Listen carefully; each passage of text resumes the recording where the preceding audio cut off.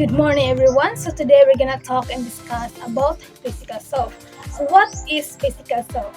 Physical self refers to the body. Basically, we're talking about our body, such as head, neck, arms, and legs. Also made up of other organs, yung mga organs na hindi natin nakikita, such as brain, heart, lungs, stomach, intestines, and muscles. And these organs work together to perform different functions such as breathing, walking, dancing, and so on. Kani nga mga parts is nagahatag og important rules para sa atong daily living. The changes of physical self can be directly observed and examined. So there are two factors in the development of physical self, the heredity or the nature and the environment or the nurture. First is the heredity or the nature, mauni ang pagmana-mana. Through genes, hereditary potentials like physical, mental, social, and emotional and moral traits are passed down in generations. For example, kulot ay muher, gwapa kay ka pero natinga ka kay both parents nimo straight hair ug ang naong is adang dapon.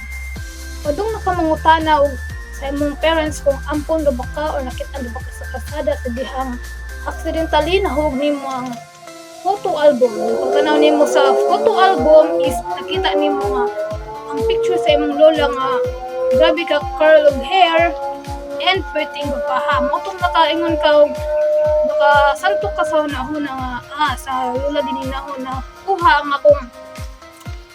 akong naakaron. So that is the hereditary. Second is the environment or the nurture. It is a sum total of forces or experiences that a person undergoes from conception to old age. So mauni ang atong gidak-an ug ang nagpadako nato. Now I'm going to discuss about the beginning of life. When we talk about how life begins, there are a few important terms we need to understand. First is ang fertilization. So ang fertilization is the meeting of the egg cell and the sperm cell. So when these two cells come together, it marks the very first step in forming a new life. It's like combining two tiny building blocks to start creating a new person. So ikaduha si ang zygote. It is the fertilized egg cell that contains all the hereditary potentials from parents. So once ang egg ug ang sperm mag-join, they form a single cell called a zygote. So ang zygote is special because naaanhe ang tanang hereditary characteristics sa parents nga pwede mabalhin sa ilang anak, like ang color sa ilang eyes, color sa ilang skin ug uban pa. The third is ang genes. Genes is the true carriers of hereditary characteristics from the parents. Inside the zygote there are genes which come from both parents. They act like tiny instructions or codes that tell the body how to grow and what it needs to develop. You can think of genes as a reason why ang mga bata is often look like their parents or share similar abilities. Human life goes through different stages, and each stage has its own characteristics, challenges, and experiences. Understanding these stages helps us see how a person grows and develops from birth to old age. So, in this report, we will talk about the 10 stages of human's life. So first is the prenatal period. This is the stage of human development that begins at conception, when the sperm and egg unite, and continues until birth. During this time, the baby develops inside the mother's womb, forming body parts, organs, and brain functions. So, example, when a mother is pregnant and the baby's heart starts to beat at around 6 weeks, that development happens during the prenatal period. Next is the infancy stage. This stage starts from birth up to the end of the second week of life. During this time, the baby begins to adjust to life outside the mother's womb. So, gipanganak na ang bata. So, breathing, feeding, and responding to touch and sound. So, example, when a newborn baby starts crying, drinking milk, and sleeping most of the time during the first 2 weeks, that is part of the infancy stage. Next is the babyhood. This stage covers the period from the end of the second week up to the end of the second year. During this time, the baby grows rapidly, learning to crawl, stand, walk, and say simple words. It is also when emotional bonding with parents becomes strong. So, example of this is when a baby starts to crawl, say mama or dada, and take their first steps. These are signs of development during the babyhood stage. Next is the early childhood or preschool age. So, this stage happens from 2 to 6 years old. During this time, children becomes more active, curious, and starts learning basic skills such as talking clearly, playing with others, and doing simple tasks on their own.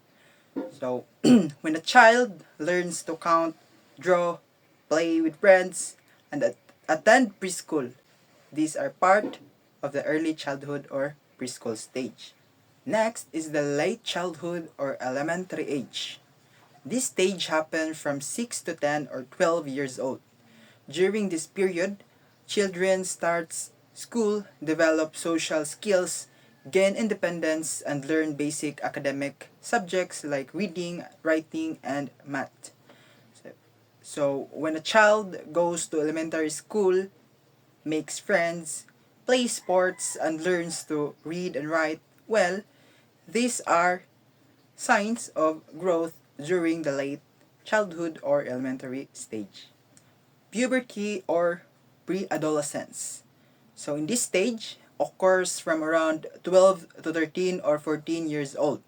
It is the period when children begins to experience physical, emotional, and hormonal changes as they move toward adolescence. So, mo ni ang pagdadalaga og pagbibinata. So, during the stage, girls starts menstruating and voices begins to change, while both become more conscious of their appearance and develop stronger friendships. Signs of puberty or pre-adolescence. Next is the adolescence. So this stage happens from around 13 or 14 to 18 years old. It is a period of rapid physical growth and emotional development where teen starts discovering their identity, gaining independence, and preparing for adulthood. So example, when teenager starts high school, make important life choices, experience mood changes, and form deeper friendships, these are typical signs of the adolescence stage. So, early adulthood. This stage happens from 18 to 40 years old. It is the time when a person becomes more independent, builds a career, forms relationships, and may start a family. Physical strength and energy are usually at their peak during this period. So, example, when a person graduates from college, starts working, gets married, or raises children, these are common experience during the early adulthood stage. Next is the middle age. This age covers 40 to 60 years old. During the time, people are often focused on their careers, family, and preparing for the future. Physical changes like slower metabolism and aging signs may begin, but many still stay active and productive. So when a person in the stage might be raising teenagers advancing in their career or planning for a retirement while maintaining a healthy lifestyle. And the last stage is the old age or senescence. So this stage begins around 60 years old and continues until death. So it is a period when a person experiences physical slowing down, possible retirement from work, and often spends more time with family or reflecting on life experiences. So example, and an elderly person may enjoy gardening, sharing wisdom with grandchildren, or participating in community activities while focusing on rest and well-being. And those are the 10 stages of life, reminding us that every stages has meaning and plays an important role in our journey. Achieving physical well-being means living a healthy care of your body lifestyle that keeps you strong, clean, and full of energy. And avoid harmful habits like smoking, eating too much junk food, lack of sleeping, and skipping meals. 4 tips in taking care of yourself and your body. Number 1. Healthy eating. You need to eat the right amount of and combination of food to ensure your health and sustenance. Following a healthy diet result in a healthy skin, ideal weight, and better stamina. Imbis mo kaon mo og junk foods, ang ngayon yung kanon kay prutas or di kaha vegetable o mo inom og Milo or gatas. 2. Embracing a healthy lifestyle. Avoid drinking, smoking, and doing the other unhealthy habits to reduce the risk of illness and disease and to make your immune system stronger. Physical activities such as walking, running, going to the gym, and engaging in sports also continue to a healthier body. Number 3. Maintaining proper hygiene. Taking care of your body consistently following a hygiene regime can also help you feel good about yourself. Keep your body clean every day to avoid sickness and feel uncomfortable. Number 4. Being confident. Self-confident is best make up and result in an optimal physical well-being. Be secure in yourself. Embrace a positive outlook toward various situations and problems. And love and accept who you are. Believing in yourself no matter what and be confident in living yourself. And that's all for this topic and I hope you learned something.